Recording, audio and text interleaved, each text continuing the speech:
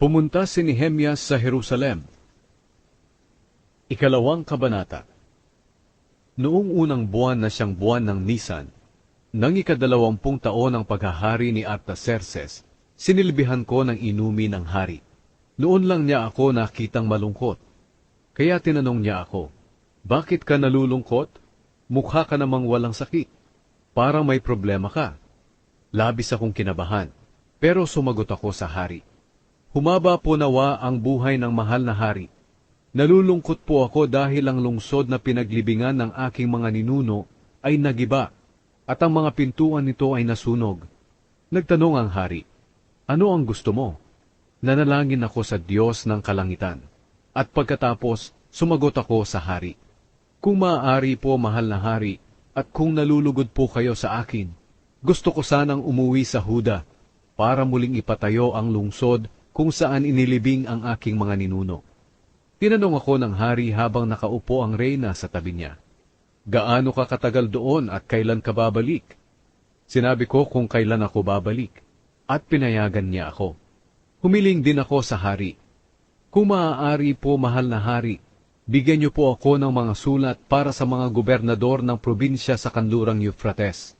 Napayagan nila akong dumaan sa nasasakupan nila sa pag-uwi ko sa Huda. At kung maaari, bigyan niyo rin po ako ng sulat para kay Asaph na tagapagbantay ng mga halamanan ninyo, para bigyan ako ng mga kahoy na gagamitin sa paggawa ng pintuan ng matatag na kuta malapit sa templo, at sa pagpapatayo ng pader ng lungsod at ng bahay na titirhan ko." Pinagbigyan ng hari ang mga kahilingan ko sa kanya, dahil sa kabutihan ng Diyos sa akin.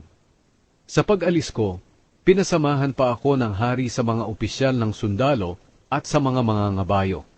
Pagdating ko sa kanluran ng Euphrates, ibinigay ko sa mga gobernador ang sulat ng hari. Ngunit nang marinig ni Sanballat na taga-Horon at Tobia na isang opisyal ng Amonita na dumating ako para tulungan ang mga Israelita, labis silang nagalit. Tiningnan ni Nehemias ang pader ng Jerusalem.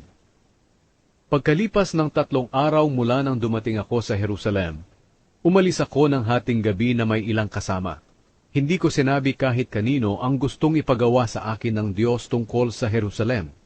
Wala kaming dalang ibang hayop maliban sa sinasakyan kong asno. Lumabas kami sa pintuang nakaharap sa lambak, at pumunta sa balon ng dragon hanggang sa may pintuan ng pinagtatapunan ng basura. Pinagmasdan kong mabuti ang mga nagibang pader ng Jerusalem at ang mga pintuan nitong nasunog. Nagpatuloy ako sa pintuan ng bukal hanggang sa paliguan ng hari, pero hindi makaraan doon ang asno ko. Kaya tumuloy na lang ako sa lambak ng Kidron at siniyasat ang mga pader ng gabing iyon. Pagkatapos, bumalik ako at muling dumaan sa pintuang nakaharap sa lambak.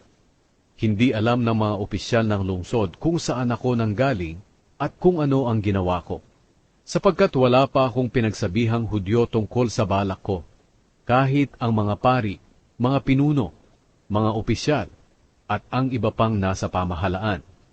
Ngunit ngayon ay sinabi ko sa kanila, "Nakita niyo ang nakakaawang kalagayan ng lungsod natin. Giba ang Jerusalem at sunog ang mga pintuan nito. Muli nating itayo ang pader ng Jerusalem para hindi na tayo mapahiya." Sinabi ko rin sa kanila kung gaano kabuti ang Diyos sa akin at kung ano ang sinabi ng hari sa akin. Sumagot sila, "Sige, muli nating itayo ang pader." Kaya naghanda sila para simulan ang mabuting gawaing ito. Ngunit nang mabalitaan ito ni Sanballat na taga-Horon, ni Tobia na isang opisyal na Amonita, at ni Geshem na isang Arabo, nilait nila kami at pinagtawanan. Sinabi nila, "Ano ang ginagawa niyong ito? Nagbabalak ba kayong maghimagsik laban sa hari?" Sinagot ko sila, "Magtatagumpay kami sa pamamagitan ng tulong ng Diyos sa langit. Kami na mga lingkod niya ay magsisimula na sa pagpapatayo ng pader ng Jerusalem. Pero kayo ay hindi kabilang at walang karapatan sa Jerusalem, at hindi kayo bahagi ng kasaysayan nito.